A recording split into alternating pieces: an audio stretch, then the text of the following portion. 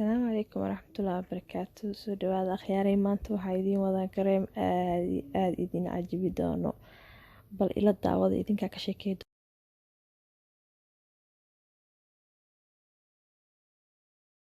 Okay, markaan waxaad u baahan tahay vitamin C kuwa oo biyaha ku buriyo, saa u taqaaniin hadda sawirka saa uga jeedid videoga aa u baahan tahay, iyo girsaliinka caaga guduudan ku jiro saa u jeedan videoga, iyo liin dhanaan aa ugu baahan tahay. Waxa kaliya u baahan tahay waa intaas insha Allah. Daawasho wacan.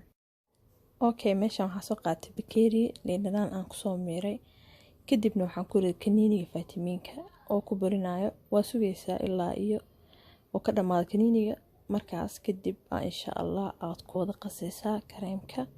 Laakiin kow hore waa inaad sugtid inaad saas u luxluxdo bakeeriga si uu ciyoon u dhalaalo insha Allah.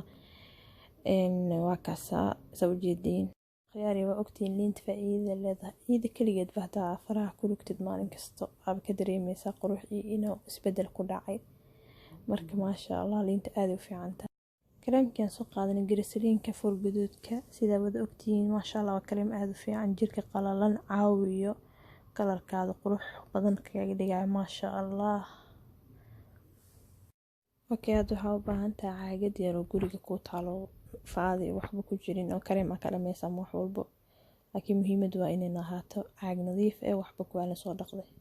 ani caagaan haystaa isticmaaloya, marka hore iigu jiro, hore ii sameysnay, marka uu ii diyaarsan yahay si ay idin tuso kaliya aan soo diyaariyay. kadibna markaas kareemka diyaar soo noqday. khiyaarey meelaha madmadow ka tahay inaad marisid, kadibna gloves inaad gelisid. waa shay muhiim ah si aad u heshid natiijo aad iyo aad ku qanciso insha Allah. waad arki doontaa.